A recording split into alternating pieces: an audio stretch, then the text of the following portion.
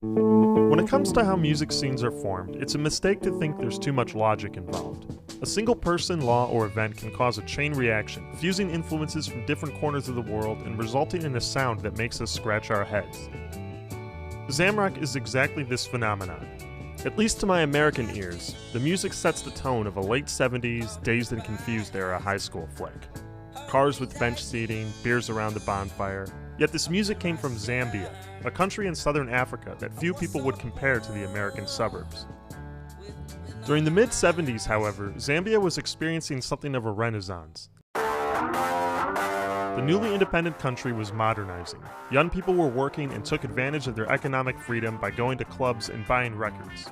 Though it only existed for about half a decade in earnest, Zambia's rock bands took a wild ride, playing to sold-out stadiums, competing for Listener's Choice Awards, and building off each other with endless creativity, a batch of Zamrock records that almost didn't survive through today.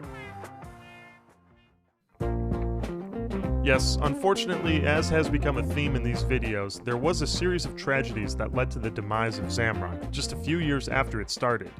Today, there are only a few surviving musicians, such as Emmanuel Jaggery Chanda and Ricky Illalonga, who you'll hear from throughout this video.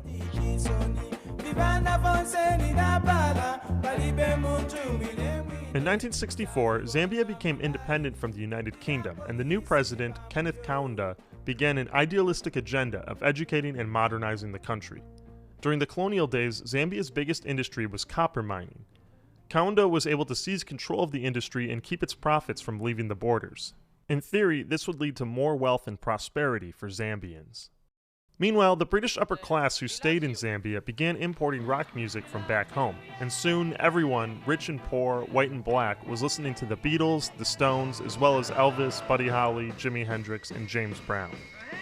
Young people who grew up listening to these bands soon began playing the music themselves. Every guitarist in my country who called themselves guitarists, they started by playing Hey Joe. There was the Lusaka Beatles, who, you guessed it, covered the Beatles, and the Rave 5, who modeled themselves after the Rolling Stones. None of these bands recorded any music because there weren't any recording studios or record labels in Zambia at the time. However, their members would go on to form some of the biggest Zamrock bands just a few years later. Among the teenagers playing in these early rock bands were Emmanuel Jaggery Chanda and Ricky Illalonga. They quickly found it was possible to make a living playing music, as the country's young workforce was eager to get out and spend their hard-earned cash. Most of the bands which played in the taverns for the miners were on the copper belt.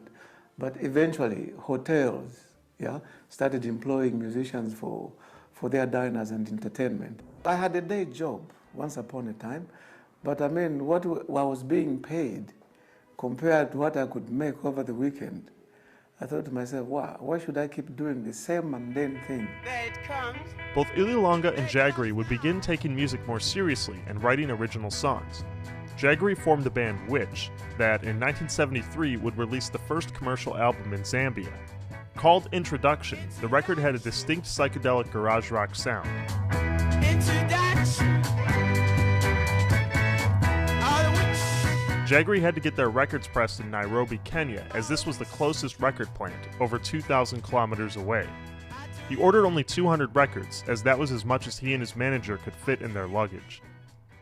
Meanwhile, Ricky Illalonga had formed the band Muzi Otunya, which translates to Smoke That Thunders, the original name of Victoria Falls. His band began releasing 7 inches through a music label in Kenya. A defining moment came when he heard the Ghanaian band Osibisa. I saw this copy of Osibisa, and I said, wow. And the sound was unique. And they are singing in their own tongue. They are not trying to sound like anybody else but themselves. Illalonga was himself inspired to begin writing rock songs that incorporated African rhythms. On their first LP, Weens of Africa, you find a diverse range of songs, equally influenced by Afrobeat, as it was Deep Purple.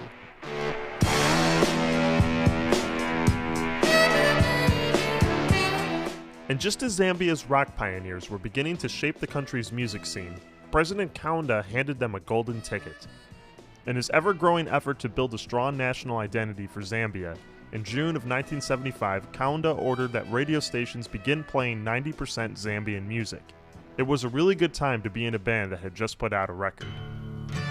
As you can imagine, the rock scene blew up. the bands were playing bigger and bigger venues, and a strong musical identity began to emerge.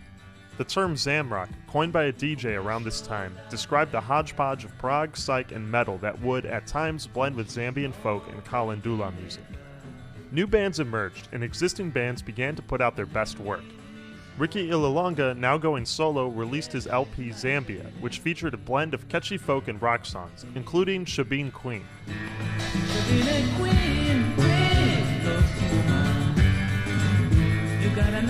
Which released their album Lazy Bones, which featured more refined fuzz rock anthems. It's difficult for me to hear this without thinking of the Brian Jones